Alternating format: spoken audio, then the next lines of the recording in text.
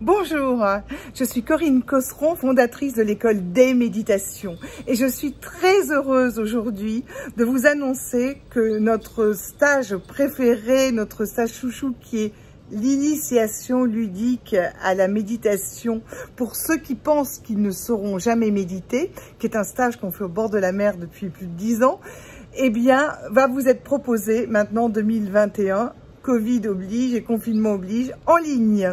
Et ça a été une longue réflexion pour moi de savoir si j'avais envie de transmettre cette formation où on se prend dans les bras, où on s'aime, où on touche le sable, où on est dans la nature, si j'étais capable ou pas de transmettre toute cette beauté, toute cette énergie en ligne. Et grâce à tout ce que nous faisons depuis des mois en ligne pour d'autres formations, je me suis dit que oui, je tentais le coup. Donc voilà, alors la question est pourquoi apprendre à méditer ? Et pourquoi apprendre à méditer à l'école des méditations? Qu'est-ce que cette école a de particulier? Alors, pourquoi apprendre à méditer? Parce que c'est le plus beau cadeau que vous puissiez vous faire dans la vie. La méditation devrait être apprise à tous les humains dès l'enfance. C'est impensable que ça ne soit pas le cas. Une fois qu'on a compris ce que c'est et tout ce que ça apporte, c'est complètement incomplet. C'est comme si on ne nous apprenait pas à marcher ou pas à parler. On ne nous apprend pas à méditer. Mais la méditation est quelque chose qui, avec de l'entraînement, peut absolument être apprise par tout le monde de manière très simple. Qu'est-ce que ça offre, le fait de savoir méditer? Eh bien, c'est comme si on vous donnait votre propre mode d'emploi. Quand vous savez méditer, et tout le monde peut méditer, tout le monde sait méditer en fait. Si on remet ça dans notre vie, si on explique comment ça fonctionne, tout le monde peut méditer. Vous avez votre mode d'emploi. C'est-à-dire que vous allez arrêter de partir dans des idées, dans des fantasmes, dans des croyances, et vous allez vraiment regarder ce qui est dans votre vie, ce que vous ressentez physiquement, ce que vous ressentez mentalement, ce que vous ressentez émotionnellement, et vous allez vous connecter à votre cœur, à votre véritable vous. Et ça, quel cadeau, quoi. Et en fait, je dirais que apprendre à méditer, c'est passer de vivre à moitié, et pour certains même pas à moitié, à vivre pleinement. C'est tout simplement ça, c'est énorme, quoi. Donc voilà, donc je suis très contente de ça. J'ai pris des notes, je ne voulais pas oublier de choses. Ça vous apprend aussi à mieux vivre vos émotions. Les émotions, moi je suis rigologue en plus d'avoir l'école des méditations, j'ai l'école du rire. Un rigologue, c'est quelqu'un qui aide les gens à se connecter à leur joie de vivre, quelles que soient les circonstances. Et on retrouve cette histoire de méditation, parce que je pense que notre état naturel, quand tout va bien, c'est un état de joie de vivre. Donc, en fait, et je me suis rendu compte avec 20 ans de cette école et 40 ans de travail sur moi, que la chose la moins bien partagée du monde, actuellement, c'est la gestion des émotions. Les gens, enfin, la gestion est un mot bizarre, mais c'est le fait de vivre avec nos émotions. C'est un problème pour beaucoup de gens, les émotions. Et la méditation va vous permettre de les accueillir pleinement en tant qu'émotion et dans la sérénité, de leur faire de la place. Vous allez accueillir les émotions désagréables et vous allez voir qu'en leur faisant de la place, vous ne mourrez pas. Au contraire, elles peuvent vous traverser et vous pouvez passer à autre chose après, au lieu d'être stocké à l'intérieur et de faire une énorme boule prête à exploser. Et vous allez aussi accueillir vos émotions agréables et celles-là, vous allez apprendre à les amplifier, à vraiment vous délecter dedans et ça, c'est génial. Donc, il y a toute cette histoire-là qui va vous arriver.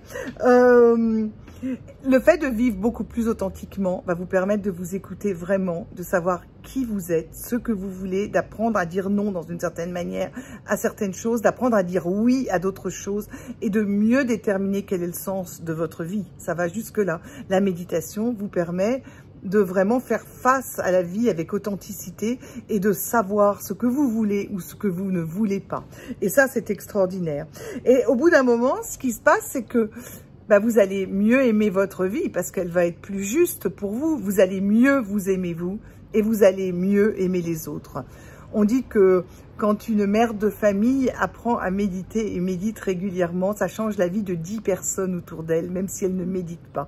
Quand vous méditez, vous changez et vous changez avec tellement d'amour et tellement d'expansion qu'en plus vous faites du bien aux gens autour de vous sans même leur dire que vous méditez, vous n'avez rien à faire. C'est juste quelque chose de vous. Vous irradiez quelque chose d'autre. Alors maintenant, la deuxième question, c'est pourquoi vous formez à l'école des méditations? Qu'est-ce que c'est que cette école? C'est une école que j'ai fini par fonder, un peu comme les livres que j'écris parce qu'ils n'existent pas et que j'en ai besoin. J'avais besoin d'une école comme ça, c'est-à-dire que je ne voulais pas rentrer dans une école zazen, dans une école de mindfulness, chez Osho. Je ne pouvais pas me limiter comme ça à une seule école. Donc je suis allée me former partout pendant 20 ans et au bout d'un moment, j'ai compris qu'il y avait des méditations qui me faisaient du bien, qui m'aidaient et d'autres non. Et certaines fonctionnaient pour moi, d'autres pas. Et auprès des stagiaires qui étaient autour de moi, c'était pas les mêmes qui fonctionnaient ou parfois c'était les mêmes. Enfin bref, il y a plein de techniques différentes pour atteindre son cœur, puisque c'est ça l'idée, c'est atteindre son cœur et se relier à l'énergie qui est autour de nous, à l'amour qui est autour de nous, à l'univers qui est autour de nous. Tout ça de manière en plus laïque, non religieuse. C'était important pour moi. Tout ce que je fais est un travail laïque qui est ouvert à tout le monde. Donc en fait, à l'école des méditations, j'ai créé cette école pour que vous gagniez du temps. Parce que moi, j'ai perdu peut-être 10 ou 15 ans de ma vie à être persuadée que la méditation, ça n'était pas pour moi, que j'en étais incapable, que j'étais trop speed, que je pourrais jamais me poser sur un zafou et fixer un mandala, que j'allais pas partir à Katmandou. Donc voilà, je pensais que c'était ésotérique, que c'était religieux, que c'était compliqué, que c'était pour des gens qui n'étaient pas comme moi. Je n'avais pas compris que, en fait, absolument tout le monde peut méditer. Même la pire des bombes explosives peut se mettre à méditer. Tout le monde peut méditer. Vous pouvez méditer. Il vous suffit d'avoir les bons outils. Donc, à l'école des méditations, dans le premier stage, l'initiation ludique, on essaye différentes approches. On essaie de comprendre d'abord ce qu'est la méditation, mais ça va vite de comprendre. Vous comprenez très vite pourquoi vous lavez les dents, c'est bien pour pas avoir de caries. Ensuite, c'est très long de se les laver tous les jours. Pendant des années. La méditation, c'est pareil. Comprendre ce que c'est très bien, mais ça sert pas à grand chose. Ce qui va servir à quelque chose, c'est de pratiquer. Or, il n'y a pas de secret. Si vous voulez pratiquer la méditation tous les jours, il faut que vous trouviez une technique qui vous plaise, qui vous parle, qui vous fasse du bien et que vous arriviez à pratiquer. Et le truc en plus, c'est que cette technique peut varier au fil de votre vie en fonction des circonstances. Par exemple, moi j'ai été malade cette année, j'ai eu la Covid pendant 6 mois, 3 mois de convalescence, je ne pouvais plus respirer. J'ai écouté des mantras au début, je ne pouvais pas chanter des mantras, j'étais trop essoufflée. Puis j'ai pu petit à petit rechanter des mantras et la méditation qui m'a aidé à traverser la Covid, ça a été les chants et les mantras. Mais quand j'ai été guérie, quand j'ai repris un peu d'énergie, ça me renvoyait au moment où j'étais au lit, j'avais plus envie de les faire, ces mantras. Je me suis mise à faire de la Kundalini avec des secousses, c'est extrêmement sain, et puis à faire des méditations en dansant. Et puis après, une fois que j'ai évacué tout ça, j'ai eu de nouveau envie d'un retour à la méditation en silence, vraiment en silence dans la nature. Donc voilà, donc suivant les époques de ce que vous vivez, vous allez utiliser des techniques différentes. Ce qui est essentiel, c'est de méditer, c'est de vous connecter vraiment à votre cœur et d'apprendre à vous écouter et de trouver donc le sens de votre vie. Donc, cette école des méditations que j'ai créée, elle est ouverte absolument à tout le monde, quel que soit le niveau, même si vous pratiquez déjà des techniques, même si vous avez des applis, que vous utilisez des CD, que vous écoutez, vous pouvez venir parce que ça va être différent. On va le faire en ligne, on va le faire en groupe. Il y aura un groupe de soutien prêt pour réunir tout le monde et vous pourrez échanger et partager dedans.